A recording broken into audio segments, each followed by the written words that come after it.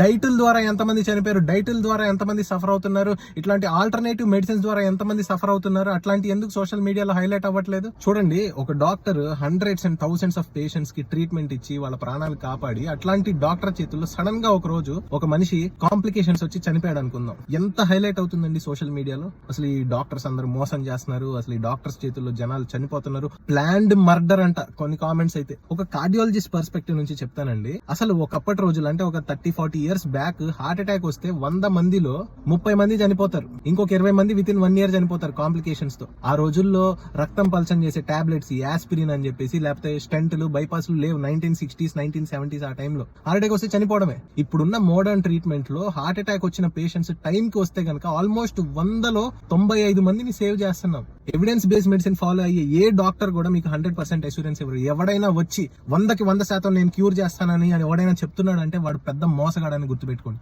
ఈ డైట్ తినండి మీకు షుగర్ కంట్రోల్ అయిపోద్ది, HbA1c నార్మల్ అయిపోద్ది, క్యాన్సర్ క్యూర్ అయిద్దని ఎవడైనా చెప్తున్నాడంటే వాడు మోసగాడు అని గుర్తుపెట్టుకోండి. వాస్తవంగా నిజం చెప్పేవాడు ఎవడు 100% అష్యూరెన్స్ ఇవ్వడండి.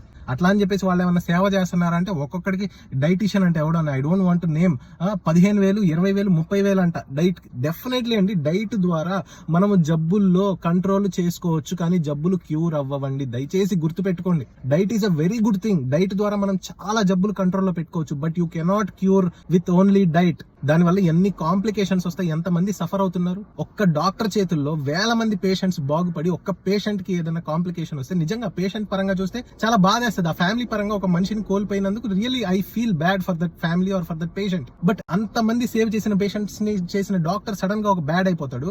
ఇట్లాంటి వాళ్ళ మోసగాళ్ల చేతుల్లో 100 మంది మోసపోతున్నారు. రియల్లీ అండి, రీసెంట్ గా ఒక పేషెంట్ కి హార్ట్ అటాక్ వచ్చి ఆ పేషెంట్ కంట మెడిసిన్ అంట ఫోన్ ద్వారా గుర్తుపెట్టుకోండి, ఫోన్ ద్వారా ఆయన సిమ్టమ్స్ వినంట పొట్లాలు పంపించాడు. 4 పొట్లాలు, నెలకి ఒక పొట్లం తినాలంట, ఒక్కొక్క పొట్లం 60,000, 4 నెలలకి 2,40,000.